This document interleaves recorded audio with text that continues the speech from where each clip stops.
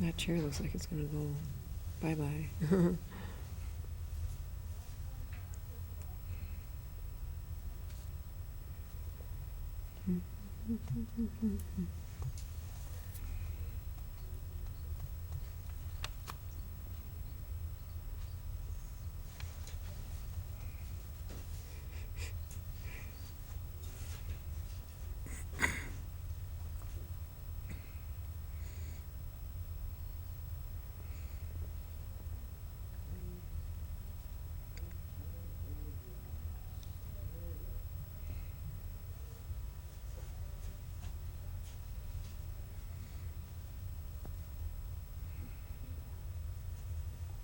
Hey everybody, this is Arthur Aday with a day in Telos, and today is a sunny July hot day. Finally, we got some heat. But we're going to do a special today with Sandra and Rod, and they're going to be discussing 2012. Now, a lot of people have some strange opinions about how 2012 is all going to play out. No, we're going to listen to Sandra, and Rod's going to start out, and he's going to start talking about what? What are you going to start talking about? Well, I think that to alert people of the absolute probability of what we call the crossing, is the astrophysical projection that our solar system is going to be transversing the ecliptic of the Milky Way galaxy between the times of the late 2011 and 2014. And there will be some changes. 2014. Well, that's going to be some changes. Yes, there will be some changes in that crossing. No one really knows how big the changes will be, but there are some indication that things will need to be prepared for. And we're going to give out information that will help people have their souls and their minds and their psychologies more prepared for the change. All right. Well, hey, you guys, I'm going to let you two take it away. Enjoy your debate and make sure that we just win. Everybody wins. All right? All right. All right. Thank you. Take it away, folks.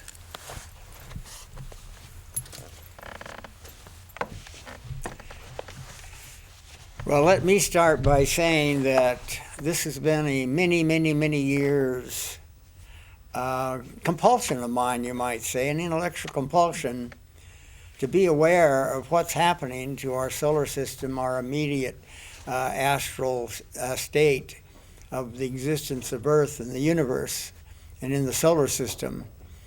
And my first publications on this question were back in 1986, and they began in 1974.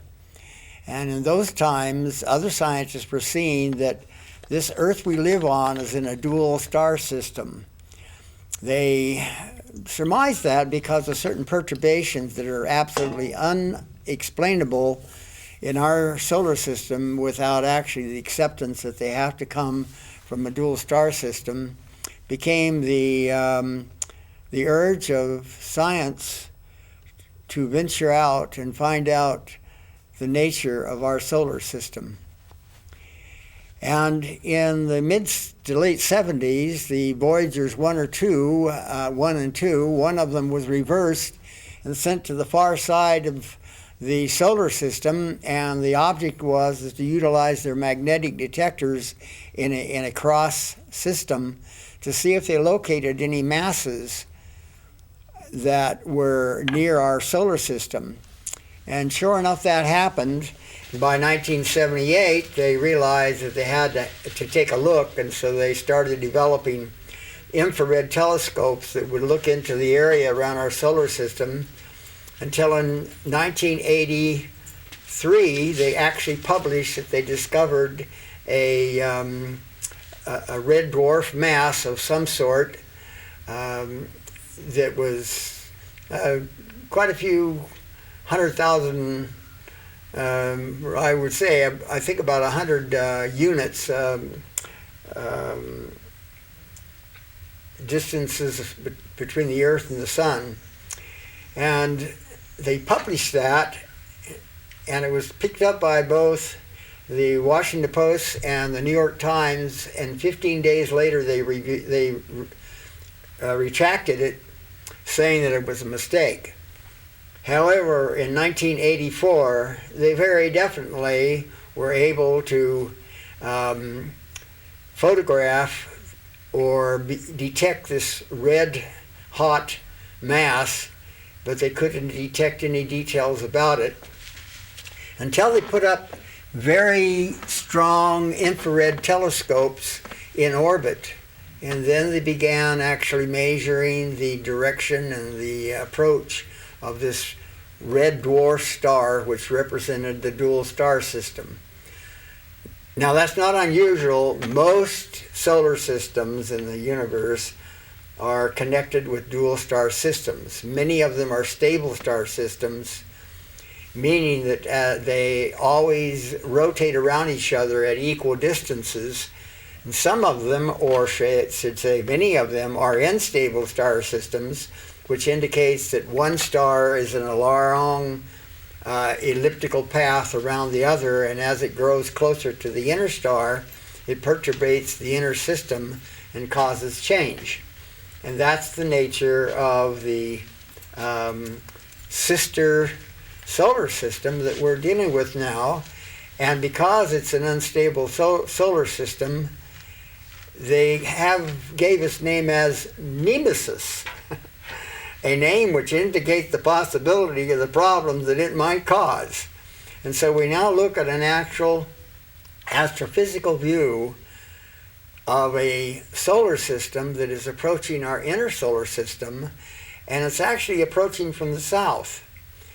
They had to put a telescope in the center of Antarctica near the South Pole, called the South Pole Telescope, SPT for short, and they are actually right now with that strong infrared telescope featuring and photographing and imaging this solar system as it approaches us from the southern regions of our skies and is rising up in the direction of the inner solar system. Interestingly enough, at the same time, our solar system is approaching a point where it crosses the ecliptic of the Milky Way solar system, Milky Way galaxy.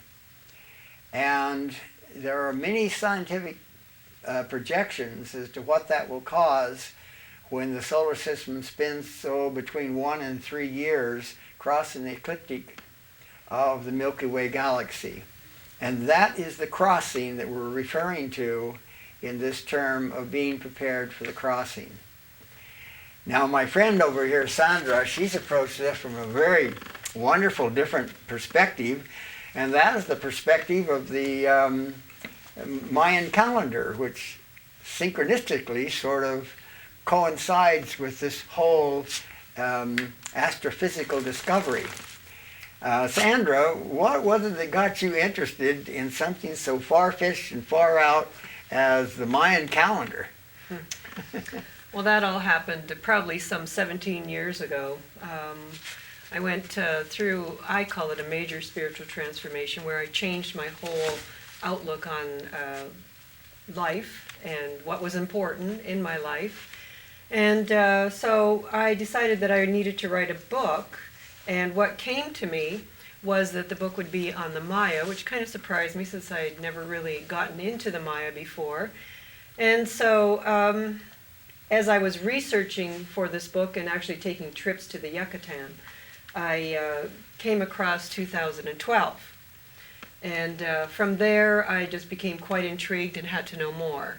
And so I actually did write a book, and I called it Warriors of the Light, which unfortunately ended up being taken later on. But so I ended up not publishing that book, but now I'm publishing on my website a lot of the information that I learned in those in that time period between 17 years ago and now. And it's interesting that the Maya knew all about what you are talking about already. In fact, they were very excited for us because it turns that it's a huge opportunity for spiritual growth. And it's all about new beginnings, because when we pass over to the other side of the Milky Way, we are actually starting a new beginning. In fact, we could end up having a change in rotation, and could actually start rotating in the opposite direction, because the top part of the Milky Way rotates in this direction and the bottom part in the other direction. Just the same way as water rotates in one direction above the equator, here on Earth it rotates in the opposite direction, going down the drain below the equator. So it's a very similar situation. So we could end up with a reversal in our rotation, which could cause a bit of a shakeup on Earth, let's say. So I feel that the Maya believed in as above, so below. So as above is our solar system, and below is what is happening here on Earth. And so we have a lot in common when it comes to what we're talking about. And I guess my question to you is, so what is the significance of this red mass? We didn't get an explanation, and I'd kind of like the audience to hear your opinion on that. Well, there are several ways in which sun masses manifest themselves in a sort of a progressive manner. One of them is the hot star that we see in our midday sky. And when that hot star goes through certain changes, particularly they believe changes of involution in which everything condenses down and it becomes a red dwarf. And if it condenses further, it becomes a brown dwarf. Now these red dwarfs and brown dwarfs are pretty hot things, but they're not bright enough or hot enough for us to see in the astral sky.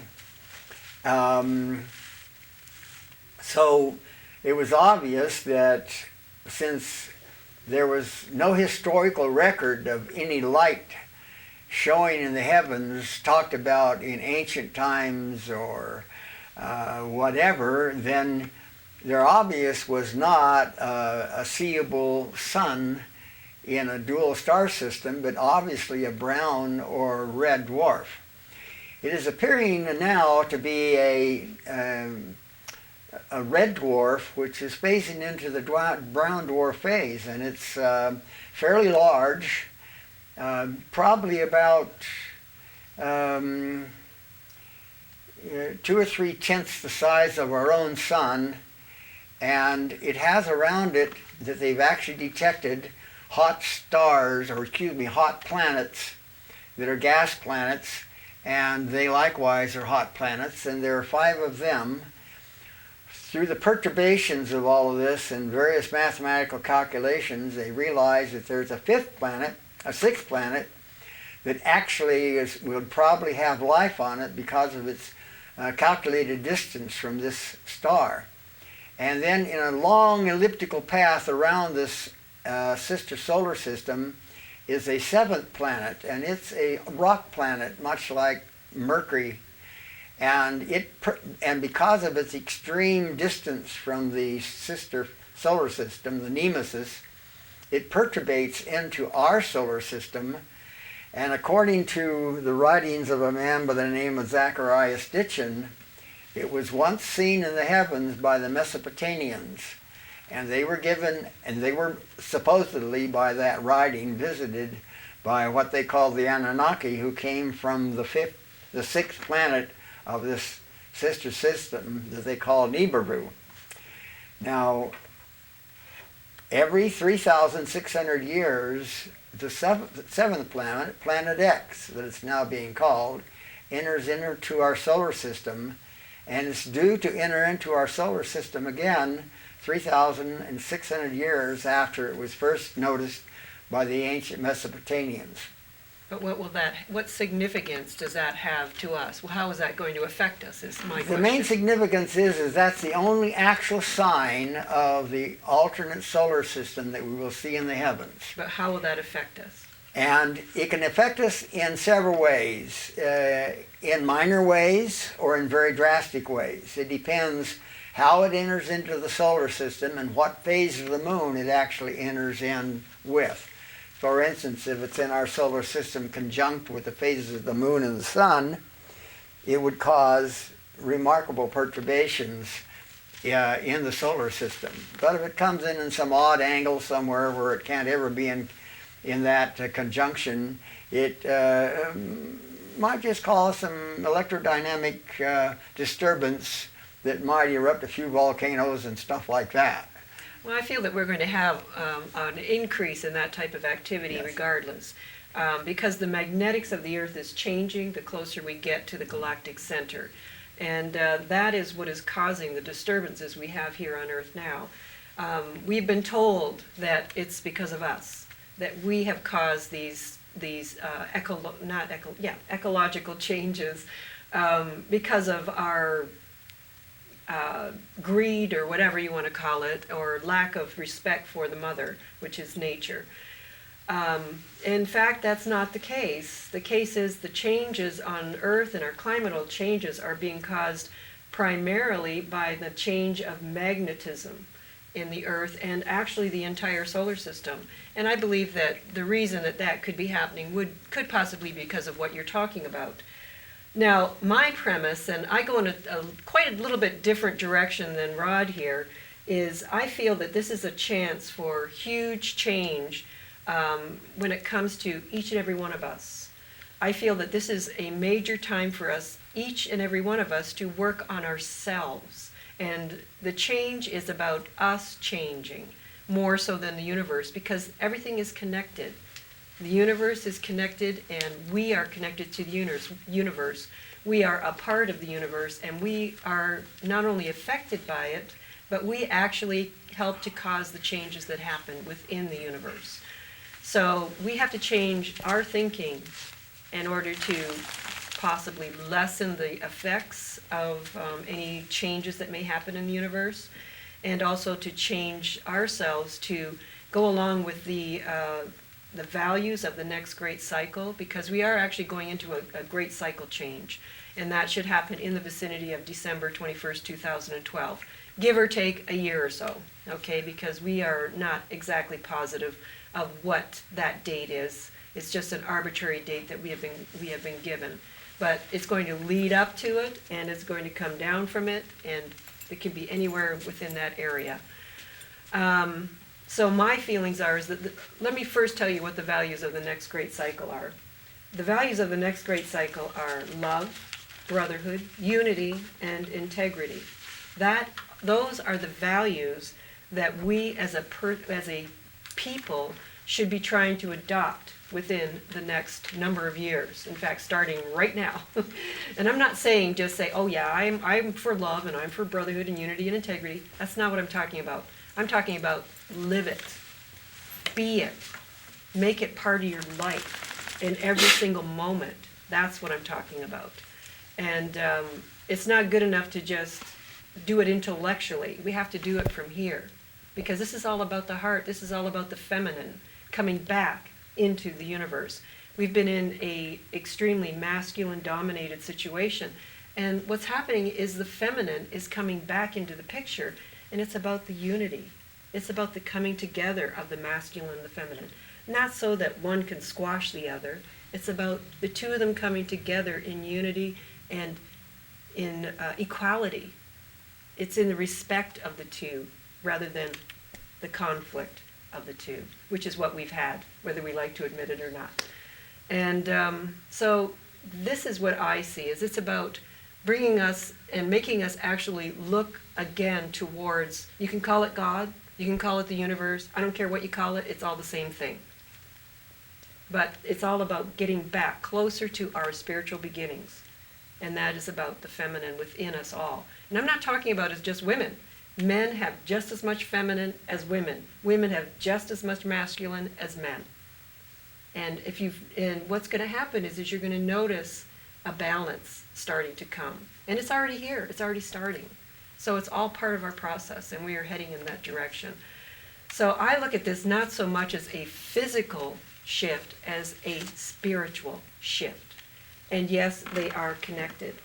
The physical is the masculine, the spiritual is the feminine. And it's about the balance between the two. So I don't know how you feel about that, Rod, because I know you're quite the scientist.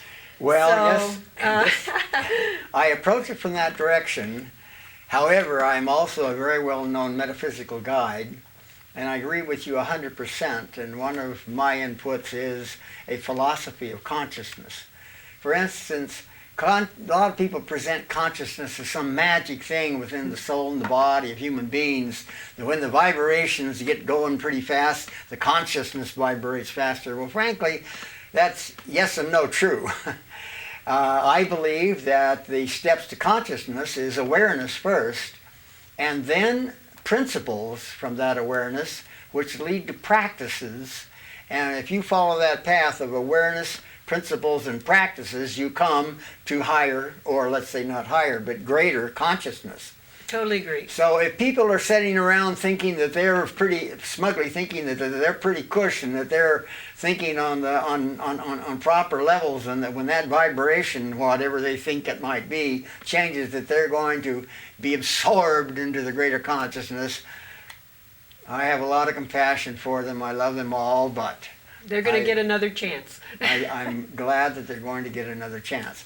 However, I am a scientist. I'm a scientific engineer, university trained. I spent most of my life as an engineering and science analyst, and I'm also the author of a new physics, and it's an electromagnetic physics of everything within the universe, and it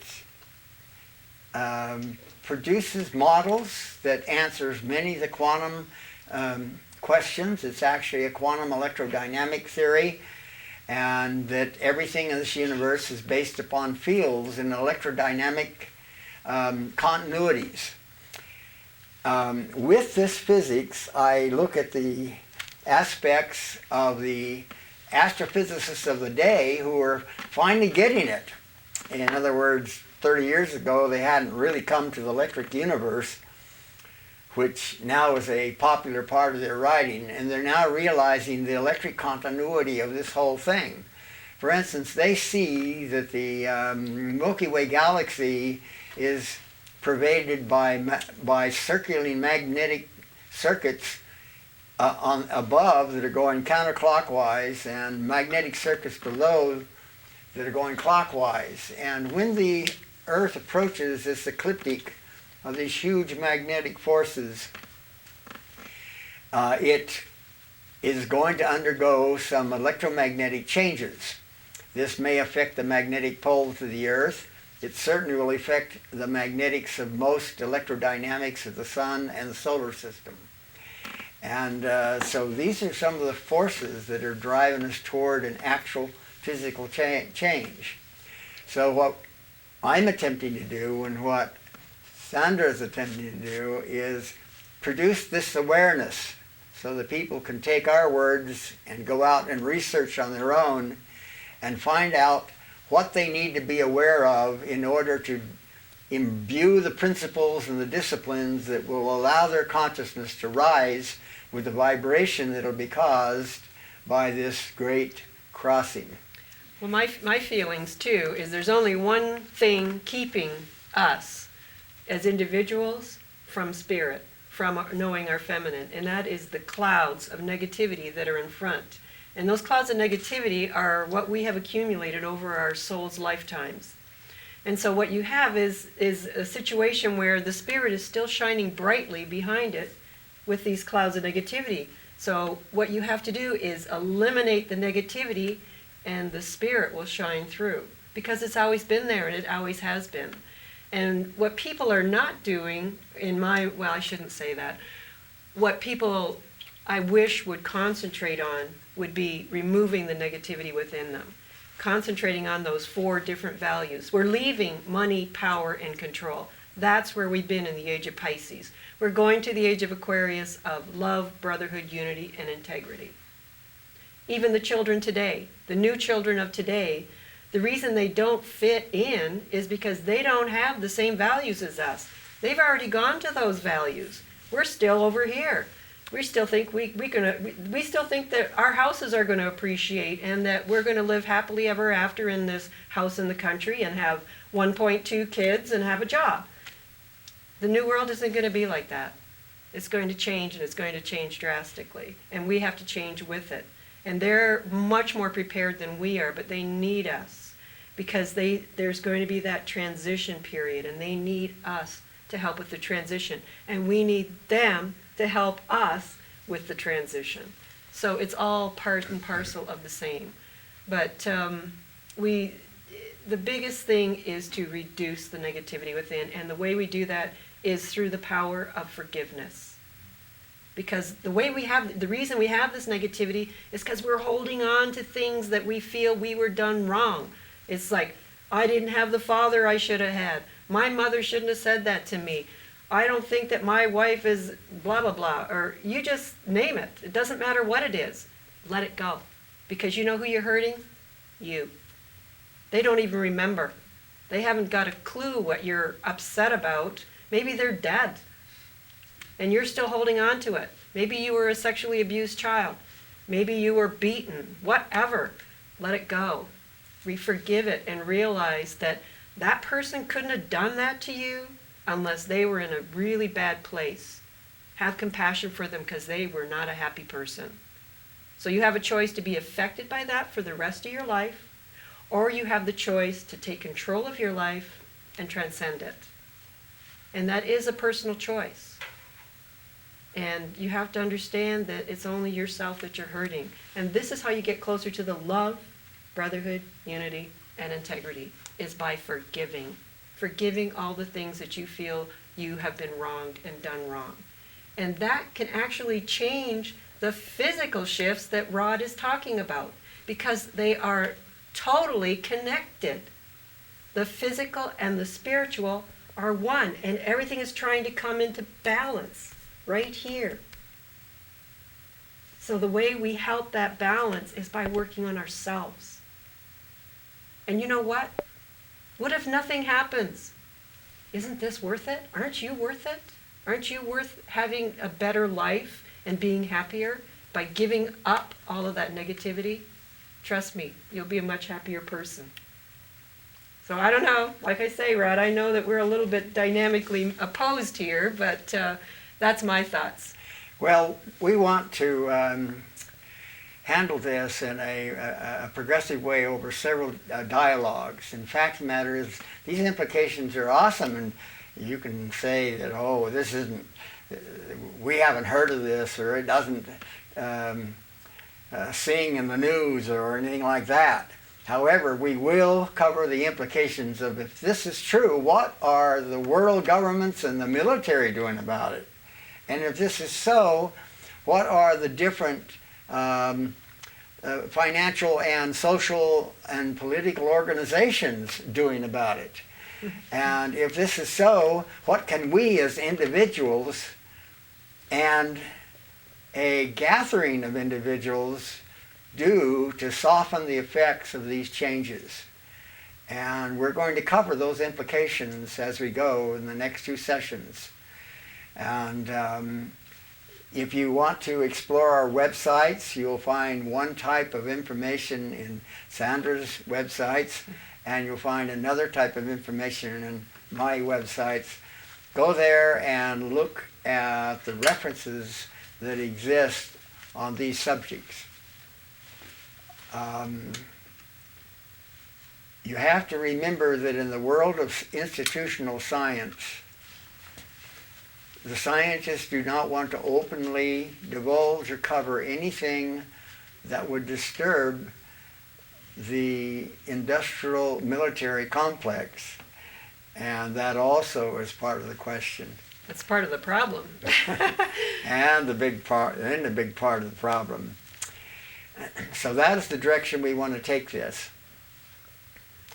No, I agree with you 100%. They know a whole lot more about what's going on than what they're divulging. In fact, I've heard a lot of stories about ways that the higher echelon have gone into preparation. I've heard one story about there's a big, huge bunker underneath of the Denver airport, and it will hold 600,000 people and be able to sustain life. Now, I have no idea if that's conjecture or truth. So forget about that. How do you as an individual prepare for the changes that are coming. And there's, like I said, we've talked about the spiritual, and yes, we need to do the spiritual, each one of us, if we want to have a better life. But there's also other ways that we can change. We can get ready, and those are by different food preparations and community, getting closer to community and having people work together, because that's all part of the unity.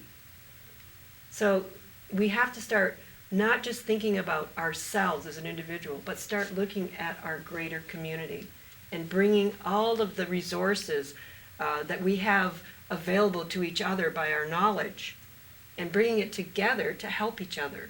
Because one person knows how to do one thing and another person knows how to do another thing. And I'm not talking about, I'm going to pay you $50 an hour to do that. I'm talking about the barter system. I'm talking about each person helping out the other. I'm talking about the old people having a purpose again.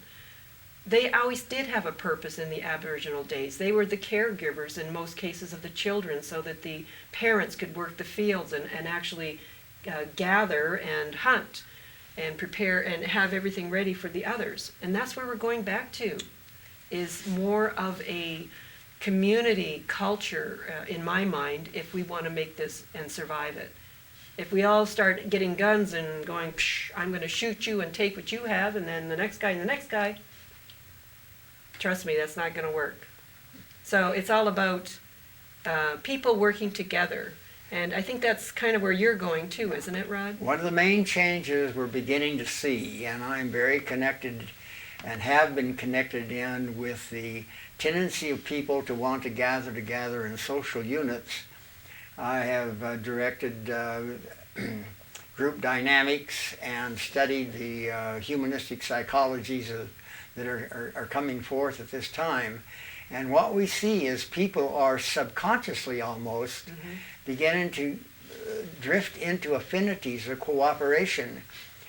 They don't have to know any of this information specifically. In the subconscious, they realize that there's something amiss. Yes. They sense the hand writing on the wall, and all of a sudden we watch buying cooperatives for food spring up. Already we see that the earth is changing such, and the harvests are changing such, that rice now is a rationed item throughout the world.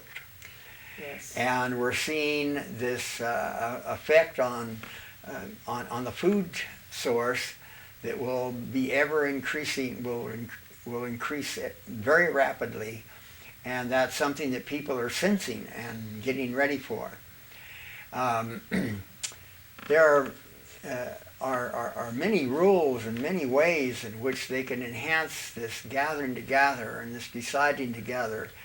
And for instance, I recommend to people that if they haven't gone and learned who all of their neighbors are,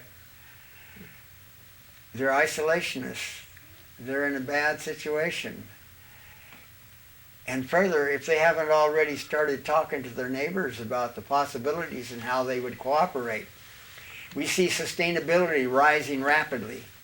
We see cooperatives and Transition towns. And collectives and transition towns. And transition times being very, very obvious. People are trying to understand how to share excesses of property, and people are trying to find places where they, in the future, under stress, they can farm and grow crops for themselves, because Locally. that might be the only way that they can survive. And so despite all of this knowledge that is sort of tumbling forth and not known, people are still getting it, and they're rising to the moment and to the occasion, and we want to enhance that rising and prepare them for the crossing. Exactly. And these transition towns and these eco communities are all about that. You're starting to see an increase in these. In fact, Mount Shasta, this town that we live in, is a transition town. And down the road, Ashland is also a transition town, and the town that my daughter lives in, Nelson, British Columbia, is a transition town as well. So these types of communities are springing up because people are aware that peak oil is here. We are here, and the Gulf crisis is just a precursor of what's to come. It's going to increase in that way, and so we have to prepare and start growing our food locally, start preserving and storing our food properly, and actually find all of these different orchards that are orphaned and start doing something with the fruits from them and putting them into preservation. We also have to learn how to live off the land, which most people don't know how to do. And it's all about working together, because there could be a time when the trucks won't be able to get to where you are. So it's time to prepare for the inevitability that you will have to take care of yourself. And that's pretty much how I feel about it. One aspect of this rise is the interest in alternate energy. Now, some people would say, well, it's the price of gas, or, well, it's the cost of electricity, well, it's the probable weather patterns and the weather problems, and we're going to be out of power here or out of power there.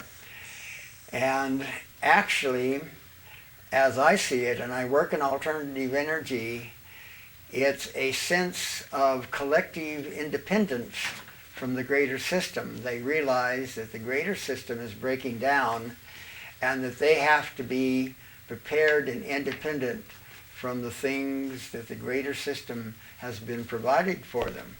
So we're inviting people to learn how to make their own solar panels and wind generators and earth-sheltered roots. Root cellars.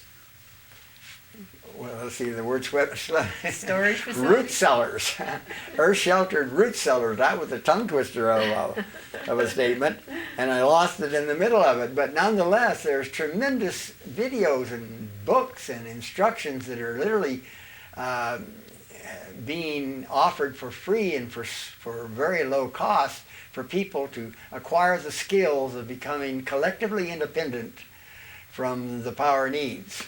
We're discovering a movement throughout the United States where people are being shown how to take all of their excess growth and grains and whatever they can find and turn it into alcohol, because cars run on alcohol, and that's how they originally ran, was on alcohol rather than gas. And so there are these many, many technologies. They're not new technologies. They're old technologies, and they're easy to apply. And so the industrial world is razzle-dazzling everybody with these exciting new technologies and not actually speaking to what is really at the tips of their fingers and their minds. Well, another source of fuel that very few people are aware of is algae. Algae actually is an amazing fuel. In fact, it's an amazing human fuel. It's an amazing food for people to have in their diet, and it may become our survival food as well.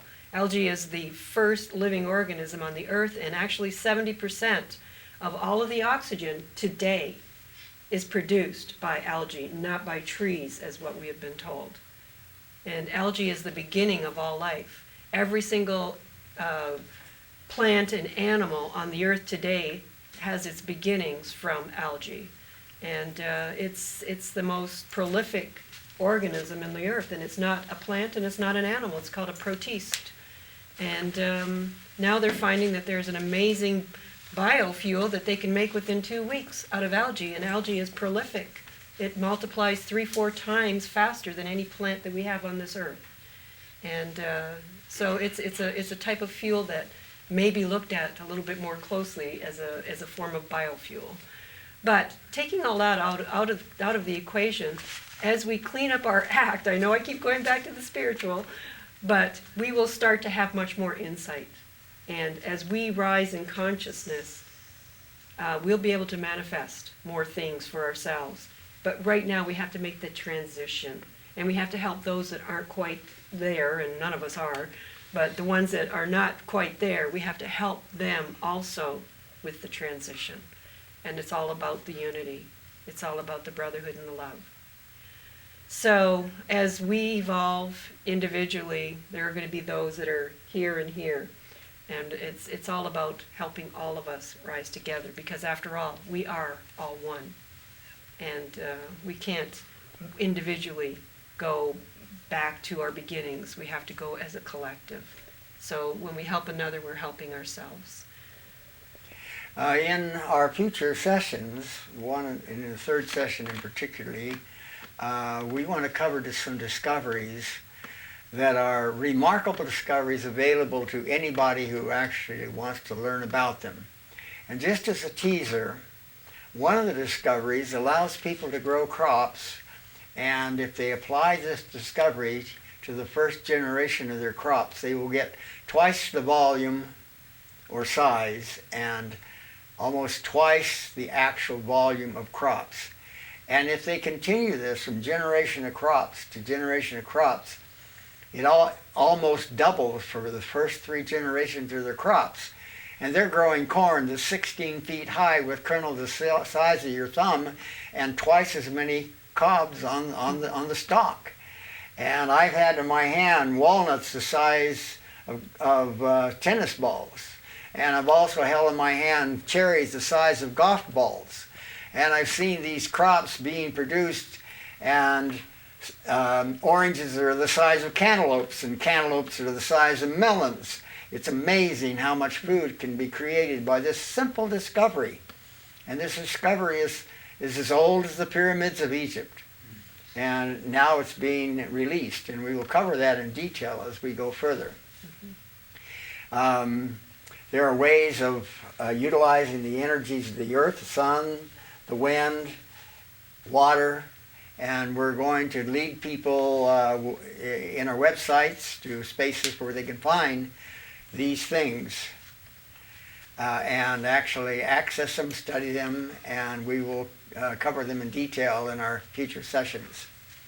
But for now, we want people to realize that there is a real physical knowing of a real physical change in this thing we call our solar system and our Earth. And we're seeing the change every day, and some people are confusing it. Some people are saying that the heat of the Earth is caused by carbon dioxide. However, they have to explain why it is that every planet in the solar system is heating up. They have to explain why this particular session of the solar maximum is predicted to be extreme. And why is science predicting that? So there is a general change in the solar system, and it's technically being caused by the electrodynamic relationship of the sister solar system, Nemesis, coming in closer proximity to the central solar system. And we simply have to know that and realize that we can prepare. That's true. And that's one of the reasons why our magnetism is changing, is because we are being affected by that other solar system, and also the change to go across to the other side of the Milky Way. So we have a number of changes that are all converging at the same time. And believe me, it is all part of the plan. It's all part of the plan to make us go back inward. We thought, okay, we can fix everything ourselves. We can't. We're going to have to go back to our beginnings, our gods, our universes, or whatever you want to call them. They're all the same thing. And yes, we can do some physical things on Earth, as Rod has said, and I have said. But yes, we need to go back within and start to do the inner work and start to realize that it's time for us to ask for some help. And I'm not talking about your neighbor. I'm talking about our spiritual beginnings. Ask your help from your God. And that's the only way that you get it, because of free will. We have to ask. But there are physical changes that we need to prepare for as well, and that's what Rod and I are talking about. And it has to be done as a community, because doing it as an individual, it's just not going to work. It has to be done as a collective. And I feel that that's where we need to start, because that's what we're used to, is the physical. And yes, we need to work on the spiritual at the same time, but we're going to be talking, like Rod said, more about different ways that you can prepare as time goes by, and actually ways of storing and preserving and energy use. And actually, we're going to find that the closer we get to the time when these changes are going to happen, we're going to have new things come to us. Because, believe me, we are not any smarter than our ancient ancestors. We're just more aware now than our ancient ancestors. And we're actually being funneled all of the collective consciousness, or we're going to be funneled all of the collective consciousness that has been collected over since the beginning of time from our ancestors. And it's going to be an interesting ride. And I think that the more we prepare spiritually and physically, the better. So we want everybody to know that in our next session, we're going to go for a while a little deeply into this thing called soul, and the preparedness of the spirit, and the preparedness of the human interaction with who they think they are at their greatest depth. And then we'd like to talk about some of the really interesting stuff that the politic and the government are doing in this regard. That will give us an insight of how it relates to the industrial military complex and some of the unanswered questions about the political flow of the times. And that is a big question, a big area. And I would like to personally entertain you with some of the astrophysics that we're facing that we can think about as the Earth and its system continues. And they are things that if you research them and find them, you'll find them very good reads and very good information. But you can't find them without searching. And those are the things we'd like to cover in our next session. And by all means, our websites and our emails are open to questions, and we want you to respond in whichever way you would like. On my website in particular, you're going to find a lot of information on the Maya.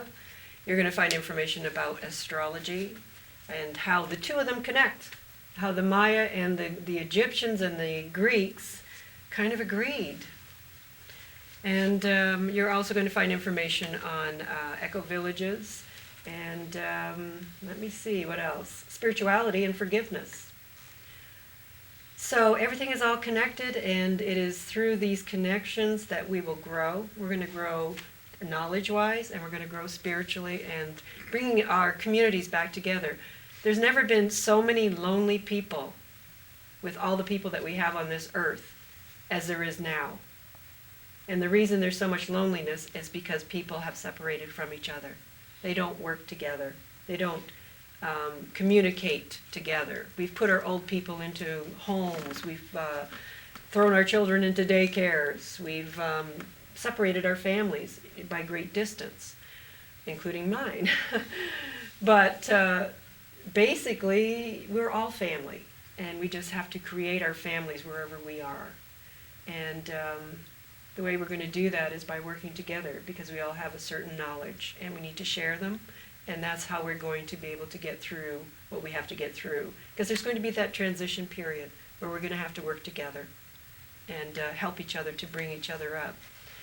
So I know that I'm not sure totally what Rod has on his website, but he might want to give you a little bit more insight as to what he has on his. My website is under construction right now, being transferred from paparod.com to debokanen.com.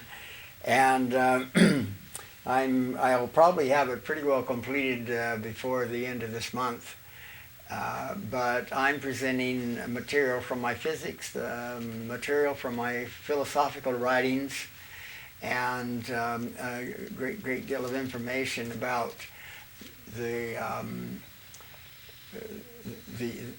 crossing itself and how it relates to the Mayan calendar. Not the Mayan calendar expose, but references between what the Mayans knew and what we've discovered scientifically that they knew already, and things like that. So I make a lot of comparisons between present technology and science and primitive technology and primitive science. Well, it's really interesting because I recently saw a video, and I wish I could relate to you what the name of that video was, but it made so much sense to me. The reason that we have only found the bones of the Neanderthals and other early humans is not because of the fact that they are the first humans. It's because the bodies became so dense that that's why the bones remained. But apparently there were people way before that and have been for many, many, many thousands of years. It's just that as we stayed on the earth, our bodies became denser and denser and denser. So with density, that's why the bones were left. Our previous ancestors before that weren't quite as dense as we are. And actually our density is decreasing. And we shall become more like our ancient ancestors before the Neanderthals. But when I saw that statement, something inside of me intuitively said, yes, it was true. Now, can I prove it? No, I can't. All I can go by is what it feels. And to me, that's far more important than proving it scientifically, because there's some things we can't prove scientifically. And we're having a hard time with quantum physics. We've come a long ways with it, but it's taken a while to get to that point. And I'm sure Rod can talk much better about that than I can, because that's where he's from. But it's all about how the spiritual and the physical world are so connected, and that to me is what quantum physics has shown. And I'm going to let Rod take that one a little bit further, because I'm not the expert in that area. Well, the exciting thing about what I call sequential vector matrix quantum physics is just simply that it reduces everything to a very simple geometry. And the geometry is the basis of all electrodynamics. And these very, very simple knowledges are actually changing the way we think about the world. But we don't get them as soon as they're discovered. For instance, the late discoveries show that there were modern human beings on this earth 250,000 years ago. And it'll take it a while before they can find a way of introducing that to the point where they don't have to eat crow. That's a good way of putting it. Well, I know that our time is starting to run out, and I was just wondering, Rod, if there's any closing words that you would like to say for us to end this session. Is there anything that you'd like to share? Well, I hope people will stay happy, and watch our next show. Well, we're hoping that you will join us again, and hopefully we'll have some information that we can share that you'll find quite enlightening, because that's what it's all about, is moving closer towards enlightenment. And that's where we left, and that's where we're going back to. Thank you very much, everybody, and I hope we see you again.